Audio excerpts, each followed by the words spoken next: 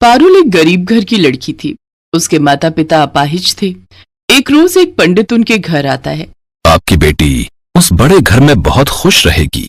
मैं तो कहता हूँ झट से शादी के लिए हाँ कर दो।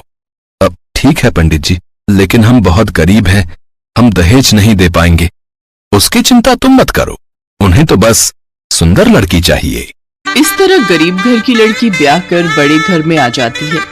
उसके ससुराल में पारुल की जेठानी थी जो बहुत अमीर घर की थी, इसलिए उसकी सास भी अपनी बड़ी बहू की ही बात सुनती थी और गरीब पारुल से सारे घर का काम नौकरानियों की तरह करवाती थी।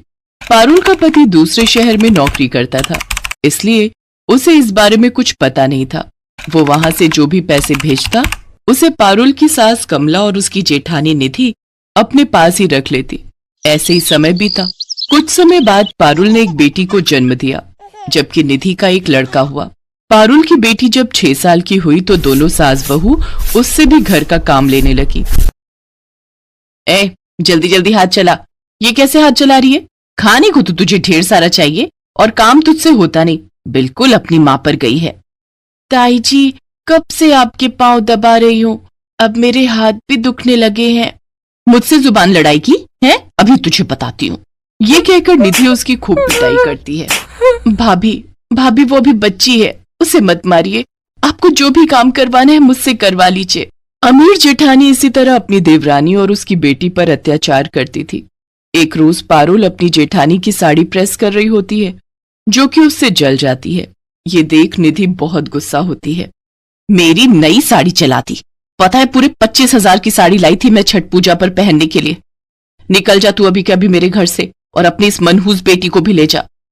इसके बाद पारुल अपनी बेटी को लेकर सड़क पर इधर से उधर भटकने लगती है। कुछ दूर चलने पर उसे जंगल में एक झोपड़ी दिखती है जिसमें वो अपनी बेटी के साथ रहने लगती है। उसी जंगल में बांस के पेड़ थे, साथ ही वहां एक खेत था जिसमें गन्ने लगे हुए थे, जिन्हें देख पारुल के मन में ख्याल आता है, कुछ दिन में छठ पूजा आने वाली है, बाजारों में खूब भीड़ होगी, तो क्यों ना मैं इन बांस का सूप और गन्ने बाजार में जाकर बेचूं। ये अच्छा मौका है थोड़े पैसे कमाने का। दोनों माँ बेटी मिलकर सारी रात बांस का सूप बनाती हैं और अगले दिन वो दोनों गन्ने और सूप उठाकर बाजार में बेचने निकल पड़ती हैं। अरे वाह, ये बांस का सूप तो बहुत ही अच्छा लग रहा है। ये कितने का दिए? जी 100 रुपए का है। और ये गन्ने? 30 रुपए के। ऐसे ही पारुल थोड़ी कमाई करके पैसे कमाती है, जिससे वो अपना और अपनी बेटी का पेट पालती है। तो वहीं दूसरी तरफ